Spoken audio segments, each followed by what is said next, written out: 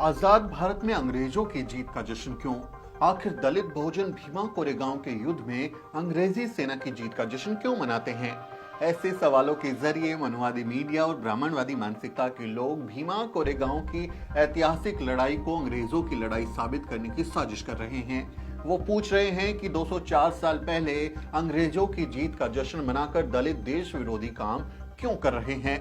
असल में ये लोग हकीकत को बहुत ही चालाकी से छुपा रहे हैं और ऐसे लोगों से आज मैं कुछ सवाल पूछने वाला हूं। आप इंडिया गेट को कैसे देखते हैं? अगर भीमा कोरेगांव जैसी ऐतिहासिक लड़ाई आपके लिए सिर्फ अंग्रेजी सेना की जीत है तो उस पर गर्व करने का आपके पास कोई कारण नहीं है, तो फिर ये बताइए कि 42 मीटर ऊंचा इंडिया गेट आपके लिए गर्व का प्रतीक कैसे हो गया? इंडिया गेट प्रथम विश्व युद्ध में अंग्रेजों की तरफ से लड़कर शहीद होने वाले भारतीय सैनिकों की याद में बनाया गया था। 13,000 से ज्यादा शहीदों के नाम इंडिया गेट पर उकेरे गए हैं। ये सैनिक फ्रांस, अफ्रीका और अफगानिस्तान जैसे मोर्चों पर लड़ रहे थे, जिनका मकसद ना भारत को आजाद कराना था और ना ही अंग्रेजों से विद्रोह करना। तो बताइए, आप आजाद भारत में इंडिया गेट को कैसे देखते हैं? आप मंगल पांडे पर क्यों गर्व करते हैं? मंगल पांडे ब्रिटिश सेना का सिपाही था जो मजे से तब तक अंग्रेजी अफसरों के हुक्म का पालन कर रहा था जब तक उसे माता दीन भंगी ने यह ताना नहीं दिया, तू शूद्र से भेदभाव करता है लेकिन गाय के मांस का बना कारतूस मुंह से फाड़ता है। इससे पहले तक उसे ब्रिटिश सिपाही होने में कोई दिक्कत नहीं थी। वो अंग्रेजों के एक हुक्म पर अपने ही देश के क्रांतिकारियों पर बिना हिचकिचाए गोलियां बरसाता था। मंगल पांडे ने वैसे भी अपनी हिंदू धार्मिक भावनाओं के आधार पर ही विरोध किया था, ना कि भारत मां की आजादी के लिए। तो क्या आप मंगल पांडे पर गर्व करना छोड़ देंगे? अपनी धार्मिक भावना की रक्षा के लिए गोली चलाने वाला मंगल पांडे आपका हीरो है, लेकिन आत्मसम्मान के लिए हजारों की सेना को मिट्टी में मिला देने वाले महार आपके लिए विलन कैसे हो गए? गजब का दोगलापन है आपका। सारागढ़ी की लड़ाई का क्या? 12 सितंबर 1857 को खैबर पख्तूनख्वा में लड़ी गई सारागढ़ी की लड़ाई को क्या कोई झुठला सकता है? ब्रिटिश सेना के 21 सिख सैनिकों ने अफगान सेना के 10,000 सैनिकों के छक्के छुड़ा दिए थे। क्या उस वक्त इन 21 बहादुरों का मकसद भारत की आजादी था? शायद नहीं, क्योंकि वो सब तो ब्रिटिश सेना की नौकरी कर रहे थे। तो क्या आप इस लड़ाई को इतिहास के पन्नों में दफना सकते हैं? क्या आपके लिए इस अदम्य साहस और वीरता की लड़ाई में गर्व की कोई बात नहीं है? आप हाइफा युद्ध को कैसे देखते हैं? 23 सितंबर 1918 को विदेशी सरजमी पर लड़ी गई हाइफा की ऐतिहासिक लड़ाई में भी तो भारतीय सैनिक अंग्रेजों की तरफ से ही लड़ रहे थे। क्या उन राजपूत जवानों की बहादुरी पर गर्व नहीं करना चाहिए? क्या दिल्ली के तीन मूर्ति चौक पर, जिसे आप हाइफा चौक के नाम से जानते हैं, वहां से गुजरते हुए सम्मान और जोश की अनुभूति नहीं होनी चाहिए? ये सभी सैनिक भी तो अंग्रेजों के लिए ही लड़ रहे थे। आखिर क्या है भीमा कोरेगांव की लड़ाई?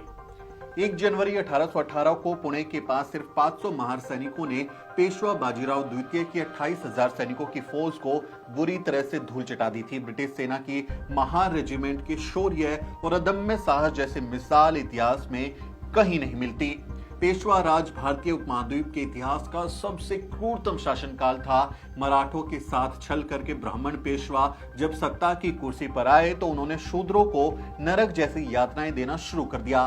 पेशवा राज में शूद्रों को थूकने के लिए गले में हांडी टांगना जरूरी था, साथ ही शूद्रों को कमर पर झाड़ू बांधना भी जरूरी था, जिससे उनके पैरों के निशान तक मिट जाएं। शूद्र केवल दोपहर के समय ही घर से बाहर निकल सकते थे, क्योंकि उस समय शरीर की परछाई सबसे छोटी होती है।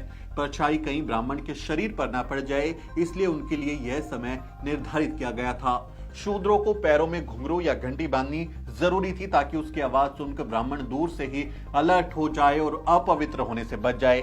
ऐसे समय में जब पेशवाओं ने दलितों पर अत्यंत अमानवीय अत्याचार किए, उनका हर तरह से शोषण किया, तब उन्हें ब्रिटिश सेना में शामिल होने का मौका मिला।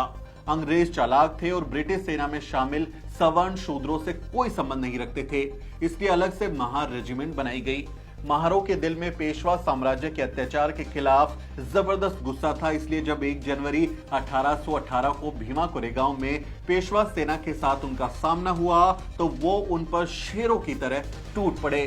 सिर्फ 500 महार सैनिकों ने बाजीराव द्वितीय के 28,000 सैनिकों को धूल चटा दी। महारों में अंग्रेजी सिपाही होने से ज्यादा जातीय भेदभाव और अपमान का बदला लेने की ललक थी। इस तरह ऐतिहासिक लड़ाई में महारों ने अपने अपमान का बदला लिया। इस जीत ने वर्ण व्यवस्था पर ऐसा प्रहार किया कि वो आज तक संभल नहीं पाई है। बाबा साहब ने भीमा कोरेगांव में शौर्य दिवस के सामने खड़े होकर कहा था, आप शूरवीरों की संतान हो, याद करो तुम्हारे पूर्वजों ने कितनी बहादुरी से लड़ाइयां लड़ी हैं। आज भी 1 जनवरी को लाखों लोग भीमा कोरेगांव पहुंचते हैं और शौर्य स्तंभ से प्रेरणा लेते हैं। उसे देखकर उनमें आत्मविश्वास आता है और इसी आत्मविश्वास से घबराकर मनवादी लोग और मीडिया दलितों के साहस के इस महापर्व को बदनाम करने की साजिश करते हैं। उम्मीद है आज का ये वीडियो आपको पसंद आया होगा। इस बारे में आपकी राय बनी होगी। आपका क्या सोचना है कमेंट में लिखें और हमारे चैनल को भी जरूर सब्सक्राइब करें। साथियों, मेरा नाम सुमित चौहान है और इस वीडियो स्टोरी में मेरी मदद कर रहे हैं मेरे सहयोगी मोहित और अजरा। अगले वीडियो में मिलते हैं साथियों।